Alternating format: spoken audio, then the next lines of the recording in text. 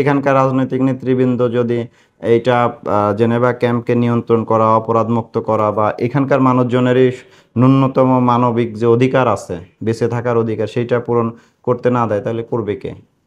দেশের রাজনৈতিক কর্তৃপক্ষের সাথে বড় কর্তৃপক্ষ কেউ নাই। এখানে আপনি যান, আমার থেকে সাক্ষাৎকার নেওয়ার পরে জেনেভা ক্যাম্পে এখানে ঢুকেন, ঢুকলে দেখতে বুঝতে পারবেন।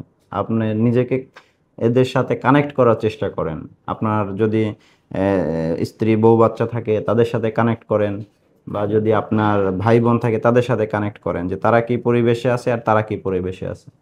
আপনার সন্তান স্বপ্ন দেখতেছে একদিন সে স্কুলে যাবে, কলেজে যাবে, বন্ধু বান্ধব হবে, আলাদা সমাজ হবে, সমাজে প্রতিষ্ঠিত হবে। আর তার সন্তান কি স্বপ্ন দেখতেছে? যে তার খাবার নাই, তার পয় নিষ্কাশনের ব্যবস্থা নাই, পায়খানা নাই, টয়লেট নাই, বাথরুম নাই, চিকিৎসার ব্যবস্থা নাই, সুস্থ বিনোদনের ব্যবস্থা নাই। একই রুমের মধ্যে বাবা মাও শুয়ে থাকে, দাদা দাদিও শুয়ে থাকে, ভাই বোনও শুয়ে থাকে, নতুন বিয়ে করলে ওরা এই একটা দুইটা রুমের মধ্যে জীবন শেষ হয়ে যায়। একটা গ্রুপ রুমে ঘুমায়, আর একটা গ্রুপ ওই যে বাইরে দরজার সামনে গিয়ে বসে থাকে, আর এক গ্রুপ বাইরে ঘুরতে যায়।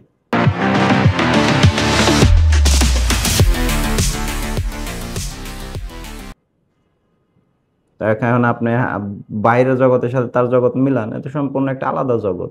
তো সেই জগতে আপনি তার কোনো ন্যূনতম তার এখানে রুটি রুজির কোনো ব্যাপার নাই। তাকে রুটি রুজির ব্যাপার করতে গেলে জেনেভা ক্যাম্প ছেড়ে বাইরে যেতে হবে। বাইরে তাকে কে কি চাকরি দিবে, কি করবে সে? এটার দায়িত্ব কার ছিল?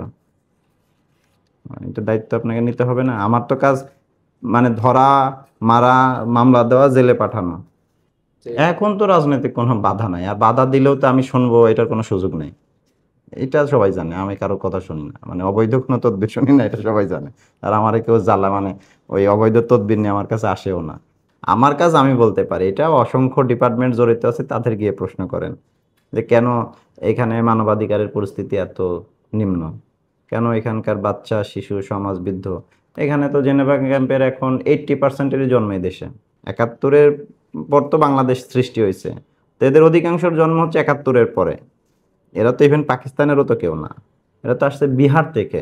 পাকিস্তান থেকে তো তারা এই বাংলাদেশে আসে না, আসছে ভারতের বিহার থেকে। আমরা আগে শুনি নাই বাংলা, বিহার, উড়িষ্যা? তো নবাব সিরাজউদ্দৌলার সময় বাংলা, বিহার, উড়িষ্যা একসাথে ছিল। সেই হিসেবে তারা তো এই অঞ্চলের বেশি কাছের, এই জন্য এই অংশে ঢুকছে 47-এ দেশ ভাগের পরে।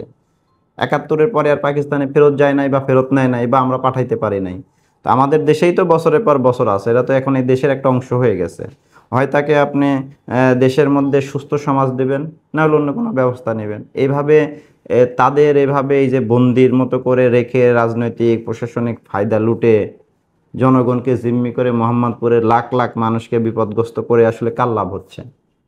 এই 5টা 10টা মিছিলে 5,000 লোক নেওয়ার জন্যে এই এই যে জেনেভা ক্যাম্পের এরা খাবারের অভাবে, রুটি রুজির অভাবে 5 তারিখের পরে যেহেতু অফিস আদালত ভাঙচুর টাংচুর করছে, এর বড় অংশ এখান থেকে আসছে। এই অফিস পুরানো হয়েছে, থানা পুরানো হয়েছে, গণভবনের এখানে হামলা মামলা লুট হয়েছে, তার বড় একটা অংশ এখান থেকে গেছে।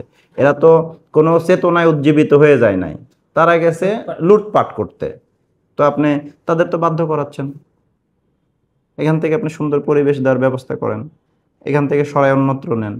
একটা ছোট্ট জায়গায়, জেনেভা ক্যাম্পের একটা ছোট জায়গায়, 15 একর জায়গায় আইডিয়ালি লোক ধরে 10 থেকে 15 হাজার, সর্বোচ্চ। সর্বোচ্চ বিল্ডিং, বড় বড় বিল্ডিং, সেখানে লোক আছে 1 থেকে 1.5 লাখ।